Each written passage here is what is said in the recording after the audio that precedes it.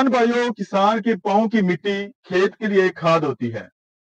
किसान भाई, जब आप खेत में फसल की तैयारी के वक्त जो खाद डालते हैं इतनी महंगी होती है कि आम किसान भाई इसको नहीं खरीद सकता। इसलिए मैं इनके लिए एक ऐसा फार्मूला लेकर आया हूं जो आज तक किसी ने भी नहीं बताया होगा।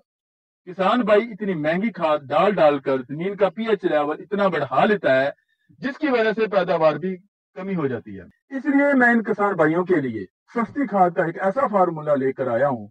इस फार्मूले से जमीन का पीएच लेवल भी कम हो जाएगा और पैदावार भी बढ़ जाएगी। ये एक ऐसा फार्मूला है जो खाद के तौर पर भी काम करेगी और स्प्रे के तौर पर भी काम करेगी। और मजे की बात यह है कि हर किसान भाई खुद तैयार कर सकता है, जिससे खर्चा भी कम होगा। अपने हाथों से बनाएगी खाद 100% रिजल्ट देगी।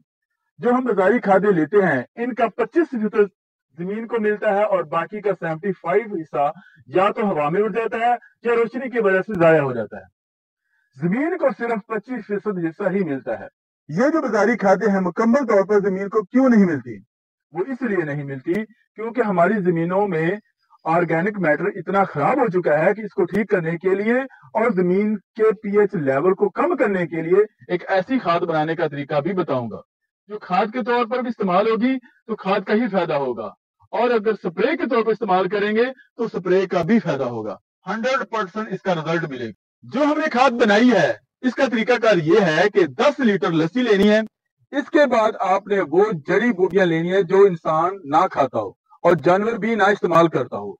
इन जड़ी बूटियों को इकट्ठा कर लेना है और इसको अलग अलग रख देना है और इसको बारीक कर लेना है। इन सब को इकट्ठा करके इसका मिल्क शेक बना देना है। ये जो आपने मिल्क शेक बनाया होगा इसको एक ड्रमी में डाल देना है। फिर इसके ऊपर आपने लस्सी डाल देनी है। ये इसका बन जाएगा महलूल। इसके बाद आपने इसको सायेदार जगह पर रख देना है और ड्रमी के मुंह को कपड़े के साथ बंद कर देना है और तकरीबन 10 को रख देना है। अब हम बात करेंगे जमीन की तैयारी के वक्त जो गोबर की खाद डालते हैं वो जमीन को फायदा क्यों नहीं देती।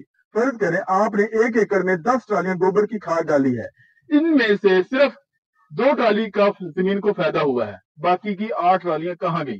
किसान भाई समझता है कि मैंने 1 एकड़ में 10 ट्रालियां गोबर की खाद डाली है और इसके साथ साथ दूसरी डाली है, इसके बावजूद पैदावार में कमी क्यों हुई है? यहाँ पर हम एक गलती करते हैं। जमीन की तैयारी के वक्त जो 10 ट्राली खाद खेत को 3 या 4 दिन के लिए ऐसे छोड़ देते हैं, जिससे गोबर की खाद आधी से ज्यादा जाया हो जाती है। वो जाया इसलिए होती है कि सूरज की किरणें जब गोबर पर पड़ती हैं तो इस सूरत में गोबर की गैस और ताकत देने वाले बैक्टीरिया जाया हो जाते हैं या जमीन में दाखिल होने से पहले हवा में जाया हो जाते हैं या गल सड़ जाते हैं। बहुत ही कम तादाद में जमीन को गोबर की खाद का फायदा देती है। इसका बहुत ही आसान हल है। जब भी आपने गोबर की खाद डालनी है इसको फौरन ही हल या रोटावेटर चला देना है और अच्छी तरह जमीन में मिक्स कर देना है। इससे गोबर की खाद जमीन को पूरे का पूरा फायदा देगी। इसके बाद जब जमीन को पानी लगाना है तो जो हमने लस्सी वाली खाद बनाई है इसको नक्के के ऊपर रख देना है ताकि आहिस्ता आहिस्ता जमीन में और गोबर वाली खाद और लस्सी वाली खाद दोनों मिलकर जज्ब हो जाए।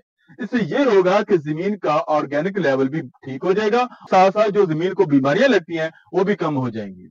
इसका एक और फायदा ये होगा कि जो भी हम सीड डालते हैं जमीन के अंदर खराब नहीं होगा, बल्कि सारी की सारी जर्मिनेशन हो जाएगी और तेजी के साथ ग्रोथ करती जाएगी।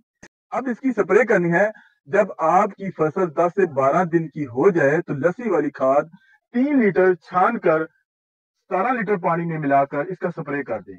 इससे ये होगा कि जो फसल के ऊपर बीमारियां लगती हैं वो भी खत्म हो जाएगी।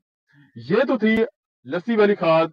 इंशाल्लाह उम्मीद है कि इस पर आप अमल करेंगे तो आपको जरूर इसका फायदा होगा।